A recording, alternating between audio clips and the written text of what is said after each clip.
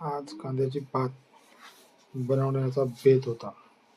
मग काय लागलो तयारीला. कांद्याची पात चिरून घेतली.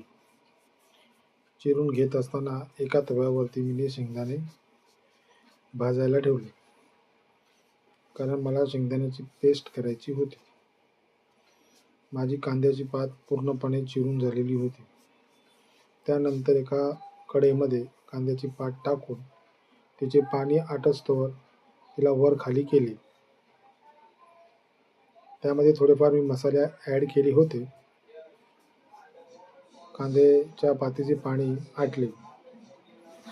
मग नंतर मी शेंगदाण्याच्या पेस्ट त्या भाजीमध्ये मी ॲड केली. भाजी वर खाली केली. भाजीला एक वेगळाच रंग आला होता. मग काय, भाजी तयार. लगेच भाजी तयार होताच 2 मिनिटात सर्वजण जेवायला बसलो.